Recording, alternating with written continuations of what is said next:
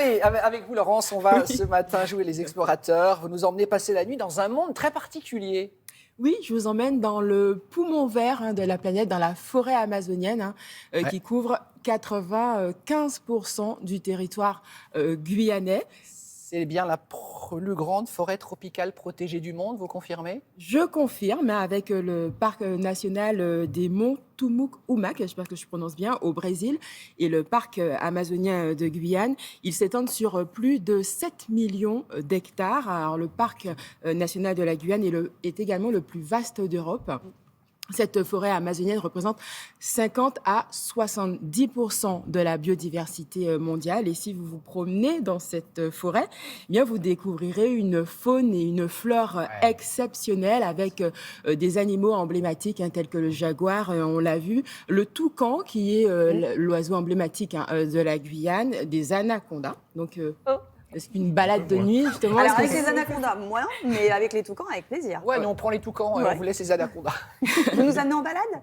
Je vous emmène en balade, Génial. effectivement, à Saoul. Jocelyne Elgouache et Guillaume Perrault de Guyane la Première ont suivi les agents du parc amazonien à la découverte de ces espèces étonnantes et vulnérables. À la tombée de la nuit, un groupe d'habitants et de touristes de Saül partent à la découverte de la faune et de la flore. Des agents du parc amazonien de Guyane sont leurs guides. Pas besoin d'aller très loin pour observer le monde nocturne de la forêt, comme ce serpent noir et blanc. Un Dipsas pavonina. Aucune crainte, il est inoffensif et se nourrit uniquement d'escargots. La forêt regorge aussi de champignons. Celui-ci est fluorescent sous une lampe à rayons ultraviolets. Ces cordyceps, ils ont une particularité, c'est qu'ils vont parasiter les insectes. Donc chaque espèce de champignon va parasiter une espèce d'insecte spécifique. Et en fait, ils vont coloniser l'insecte, le tuer, et une fois qu'il est mort, eh ben, il va fructifier. Cet autre champignon est lui aussi remarquable de par sa couleur, un champignon rose. Les découvertes ne sont pas encore terminées. Le groupe trouve aussi un œuf de tinamou.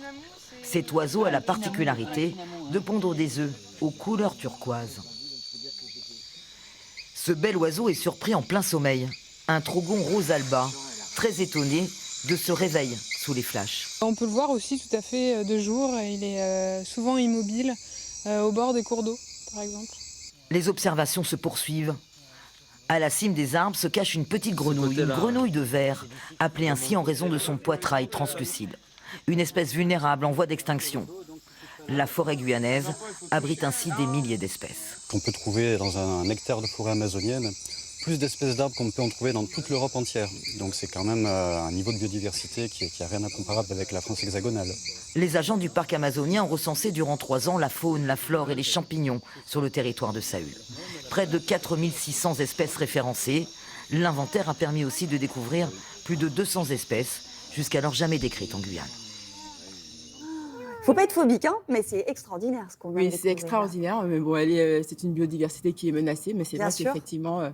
Et les habitants se battent pour protéger ce patrimoine. Notamment, ils sont en train de se mobiliser en ce moment contre un projet de centrale électrique qui est au cœur de la forêt. Oui, effectivement, ce sont des Amérindiens de la communauté Kalina, effectivement, qui s'opposent au projet de centrale électrique de l'ouest guyanais, effectivement, qui nécessite de déforester. Ils expliquent que cette forêt, eh bien, les nourrit et c'est également leur lieu de vie. Bien sûr.